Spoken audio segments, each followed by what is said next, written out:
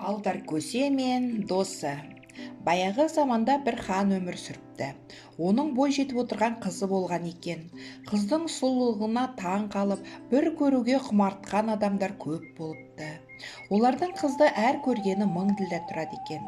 Сол күндерде Алдаркөсенің өзі бай, бірақ сараң досы болыпты. Әлгі досы ханның сұлу қызын көруге көңілі кетіп, Алдаркөсеге «Маған ханның қызын көрсетші» депті.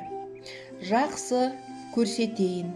Ол қызды көргісі келген әрбір адам мың ділдә беруші еді. Мен саған бір теңсіз-ақ көрсетейін. Бірақ сен маған қазір қой берсең, мен саған кейін қайтарамын, депті Алдаркөсе досына. Сараң досы мақұл деп Алдарға қой береді. Енді екеуі ханның қызын көруге жол тартады. Олар хан ауылының алдындағы өзеннің жағасына келіп тоқтайды. Алдар мен бай бастарын төмен салақтатып, аяқтарын жар қабаққа іліп салбыратып тұрады. Су алуға келген хан қызының күңі бұлардың мына тұрысына аң-таң болып жөн сұрайды. «Біз көктен түскен адамбыз», дейді Алдаркөсе. Күң барып хан қызына: «Анда көктен түскен адамдар отыр», дейді. Ханның қызы көктен түскен адамдарды көрмек болып, қызметкерлерімен келіп жақындағанда Алдаркөсе досына: «Жақсылап көріп ал», дейді. Қыз біраз таңданып тұрып кетіп қалады. Тағы бір суға келгенде әлгі адамдардың қойды балталап шауып жатқанын көрген күң оларға: «Ей, не қылып жатырсыңдар?» деп сұрайды. «Соямыз», дейді. Күң жүгіріп барып ханның қызына: «Олар қойды союды білмейді екен, бір қойды балталап жатыр», деп айтады. Ханның қызы тағы келіп, тамаша қылып тұрғанда Алдар мен досы оны екінші рет көріп алады.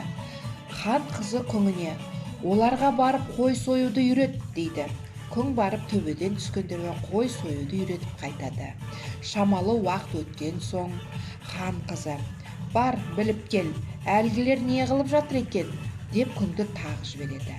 Күң келсе екі досы жерошаққа салып, үстіне су құйып, бетіне қазан төңкеріп, от жағып жатыр екен.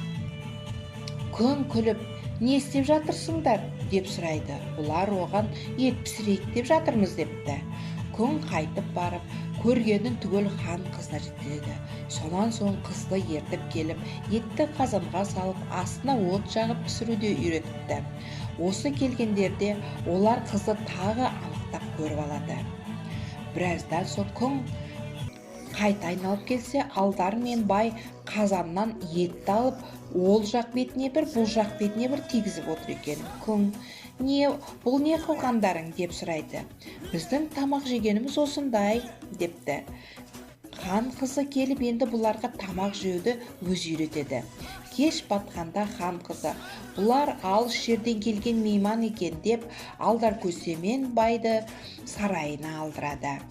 Алдаркөсе мен досын қонақ қылып, жақсылап күтеді. Түнде екеуіне оңаша бір тамға төсек салып жатқызса, бұлар тағы өздерінің аяғын жоғары асып, бастарымен төмен салбырап жатады. Хан қызы мен күңі күліп: «Не қылып асылып қалдырыңыздар?» десе, «Өзіміздің жатысымыз осылай», депті. Бұларға қыздың әбден жаны ашыпты.